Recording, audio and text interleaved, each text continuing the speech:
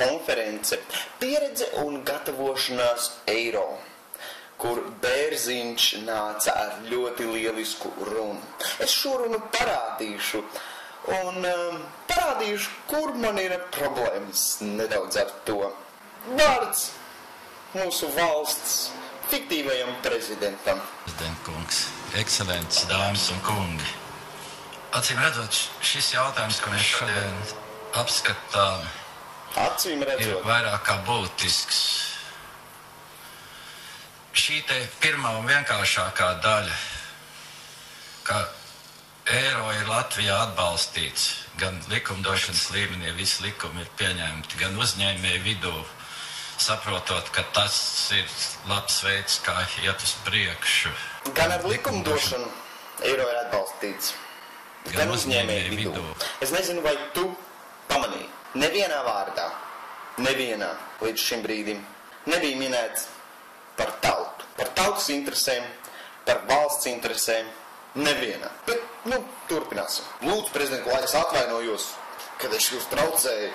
Lūdzu. Es pieļauju, ka tomēr arī iedzīvotāji ir sapratuši to būtību. Iedzīvotāji ir sapratuši būtību. Bet neviens nedod viņiem balsi. Jūs esat iztērējuši tik daudz naudas eiro propagandā. Bet eiro skeptiķiem jūs neesat atvēlējuši nevienu smirdīgu santīmu.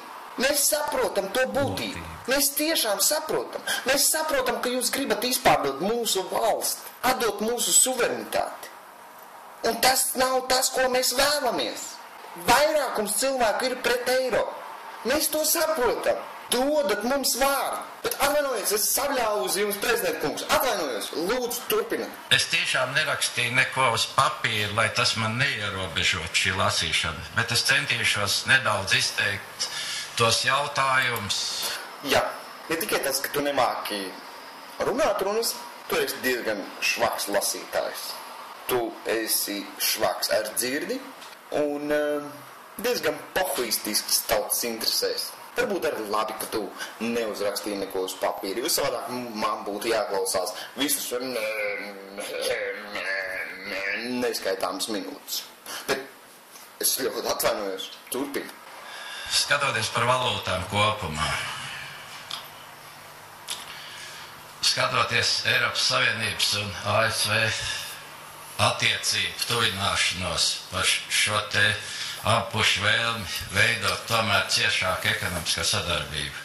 Tas ir vairāk kā nepieciešams.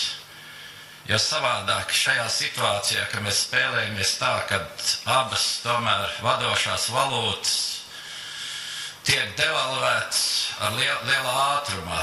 Man tepat nav ko teikt, bet mēs spēlējamies tā, kad abas valūtas tiek devalvētas. Jūs jau sen spēlējaties. Jūs spēlējaties kā mazi idiņi smilšu kastē, bet neman par to spriest. Lūdzu, turpini. Var smieties, var nonievāt Kamerūnu uzstāšanos.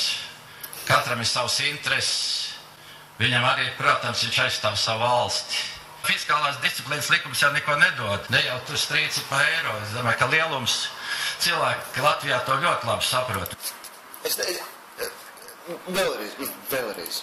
Ne jau tur strīds ir pa eiro. Es domāju, ka lielums cilvēki Latvijā to ļoti labi saprot. Viņus uztrauc nākotne, nevis to, kad eiro ir stabils vai nestabils. To mēs visi sakam. Viņus uztrauc nākotne, nevis to, kad eiro ir stabils vai nestabils. Jo, ja mums būs eiro, tad taču mums vienalga, vai eiro ir stabils vai nestabils.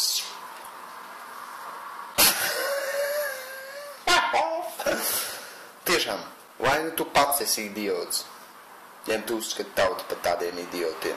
Mūs uztrauc nākotne, un mūs uztrauc nākotne par mūsu valsti, par mūsu valsts suverenitāti. Viss tā retorika par mūsu valsts, to, ko mēs tagad pazīstam kā nacionālās intereses un lobēšanu un jārīdā, mūs tas uztrauc. Mūs uztrauc tas, kad ieejot eiro, mēs nebūsim vairs noteicēji pār savu valsti. Tas mūs uztrauc. Mūs uztrauc tas, kad ieejot Eiropas Savienībā, jūs mūs mānījāt, ganījāt un izpārdodat. Bet turpini. Man liekas, ka šodien būtu laiks tomēr paskatīties uz tām lietām, tomēr tā saprātīgi un iedot cilvēkiem cerību, ka tie jautājumi tiks skatīti un risināti. Un iedot tiem cilvēkiem cerību, ka tie jautājumi tiks skatīti un risināti. Iedodat cilvēkiem referendumu. Lūdzu. Lūdzu. Bet turpin. Tu pats sev roc dziļāk, bedri. Man prieks ir redzēt šeit pieredzējuši cilvēks, kā Igaunijas centrālās bankas vadītāji, kam ir pieredze daudzās sfērās un daudz citus. Es gribētu pateikties viņiem, kuriem šī te pieredze, kur ir izgājuši, kuri droši teiks, es esmu pārliecināts, eiro ir īsti un šodien mums viņš ir jāievieš. Nu, bet, protams, tu esi priecīgs par jebkuru, kurš papildinās tavu propagandu. Kāpēc nav ticis atvēlēts budžets eiroskeptiķiem? Kāpēc nav referendumu? Prezidenta kungs, kuru jūs pārstāvat? Kārlis Ulmanis savulaik, es atgādināšu, teica. Viens likums visiem, vienas tiesības visiem un viena taisnība visiem. Viens likums, viena taisnība, vienas tiesības visiem. Visiem bez izņēmuma. Lai mēs tomēr iegūtu sabiedrības atbalstu šajā te procesā un varētu kopīgi meklēt tos saprātīgākos risinājumus nākotnē. Paldies! Paldies tev, fiktīvais prezident, par to, ka tu izpārdod mūsu valsti. Paldies tev, ka tu esi klaišs piemērs, kas ir tirsā ar mūsu valsti. Paldies tev, ka tu pats sev rodas bedri. Paldies tev, ka tu savā retorikā apliecini, ka mēs esam tālu no republikas, ka mēs esam tālu no Latvijas interesēm un ka mēs esam Eiropas pakaļlaižas. Tu saki, ka mums būs lielāka teikšana pie Eiropas galdiem. Es gan nezinu, cik daudz sulainis var teikt pie tā, kas notiek pie galda. Bet es esmu tikai vidusmēra idiots un iespējams, ka es kļūdos. Tautieši, lūdzu, mostaties. Te bija Jens de Valka, vienīgais Latvijas YouTube idiots, priekštautas mēdījiem. Čau!